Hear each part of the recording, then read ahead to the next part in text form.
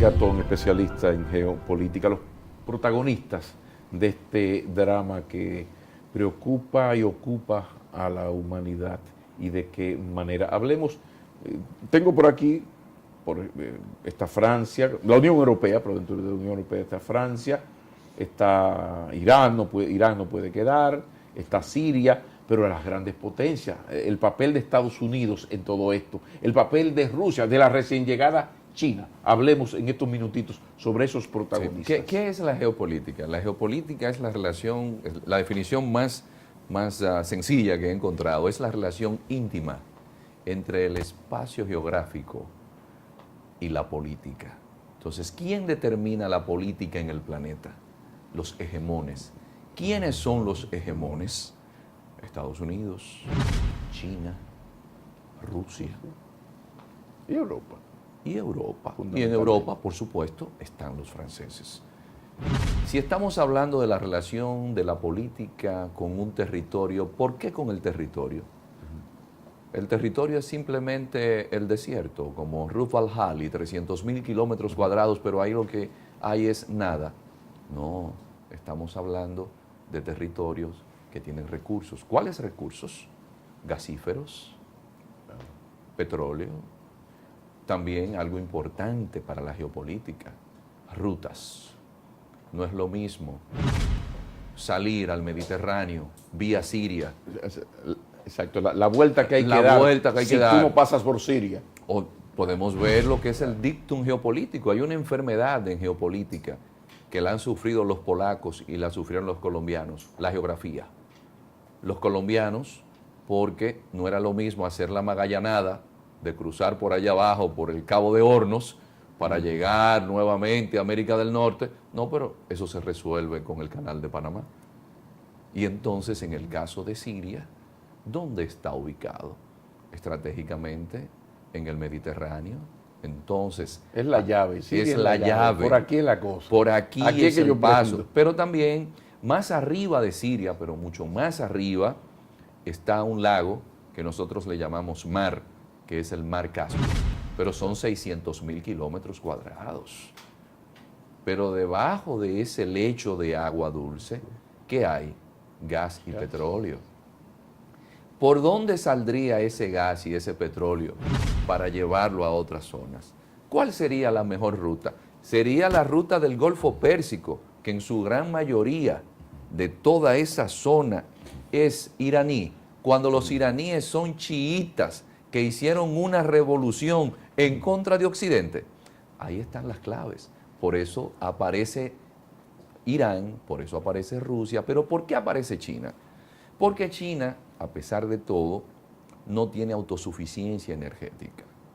China necesita ese petróleo. Habría una alianza China-Rusia que en el caso de Siria está enfrentado a Europa y a Estados Unidos. Entonces ahora China viene a reforzar el eje ruso en defensa del actual presidente del gobierno de Siria, que es el que norteamericanos y europeos quieren desaparecer, no por derechos humanos, sino por izquierdos petroleros, diría yo. Lo que sucede es que se ha dicho que el gran error de la administración Obama ha sido empujar a que los chinos y los rusos se alíen. Hubo un gran problema entre... ¿Pero eso se hizo esta semana? Eso se hizo jueves. Este jueves es que se conoce que en la base militar, la base naval rusa en Siria, en Tartus, en la zona de Latakia, que es donde viven los alawitas, secta a la cual pertenece Bashar al-Assad, llegó ese portaaviones Liaoning. Pero ya hace varios meses, hace aproximadamente 10 meses, que el negocio más grande del siglo XXI lo firmaron los chinos y los rusos por más de 400.000 millones de dólares en ventas de gas. Cuando se celebra el 70 aniversario de la liberación del pueblo chino, de los japoneses, de la ocupación japonesa, estaba Putin con Xi Jinping. ¿Por qué? Porque al darse esa nueva marca que tienen las relaciones internacionales, que es el multilateralismo, y de ahí viene esa acepción de BRICS. Rusia que Brasil, y China, Rusia, India, China. China El se grupo dieron BRICS. cuenta que el dejar hegemonía a Estados Unidos con sus socios los europeos, ¿qué hacía? Que les perjudicaba. Entonces ellos se unieron, ¿para qué? Para quitarle peso a Occidente. De ahí que hay un Fondo Monetario Internacional que ya no es Washington, porque nunca quisieron darle asiento a los chinos. Y los chinos y los rusos y los indios y Brasil hicieron su Fondo Monetario en China, en Shanghái. Entonces lo que ha sucedido es que tanto rusos como chinos no pueden descuidar el negocio energético. Finalmente, entonces, Primera Guerra Mundial, fin Imperio Otomano, se dibuja esa zona, el vencedor dibuja esa zona y crea países, se inventa países. Viene Segunda Guerra Mundial, nuevo reparto, nuevo orden mundial. Estamos hablando de que en este momento que realizamos esta entrevista conversando con Iván Gatón, se está redefiniendo el tablero del poder mundial a partir de lo que ocurrió en Francia y sigue ocurriendo entre Europa, Estados Unidos, China, Rusia, en el área de Siria.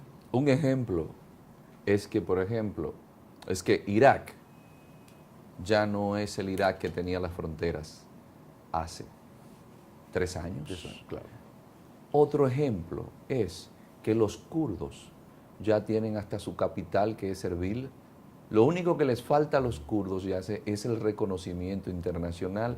Un ejemplo es que tanto Irán como Estados Unidos se alían para luchar en conjunto para derrocar al ISIS, no en Siria, fíjense lo compleja de la situación, sino en territorio iraquí. El mundo se encuentra ahora mismo en una especie de laboratorio, con el gran problema que no sabemos cuando usted tiene 30.500 soldados, según la CIA, en ese ejército de terrorista, donde 15.000 pertenecen a más de 50 naciones y que mañana pueden regresar a esos países con su pasaporte, siendo ciudadanos de esos países, y convertirse en terroristas y darle al planeta Tierra algo peor que una tercera guerra mundial, donde usted tiene un territorio delimitado donde la gente va a pelear, porque el problema del terrorismo es que puede estar en cualquier lugar del planeta. Hemos llegado hasta donde yo quería llegar porque no hay tiempo para más, pero queda latente la preocupación del futuro inmediato. Y queda latente y pendiente una próxima entrevista con Iván Gatón, especialista en geopolítica, que nos ha acompañado esta noche. Muchísimas gracias, Iván. A usted, don Pablo. Vámonos a una breve pausa y no se vayan muy lejos porque tengo un regalo, un documental fundamental, posiblemente lo más interesante e inteligente que se ha hecho para entender un poco lo ocurrido en Francia y sobre todo lo que está ocurriendo en torno a Siria. Ya les cuento después de la pausa, ya les cuento.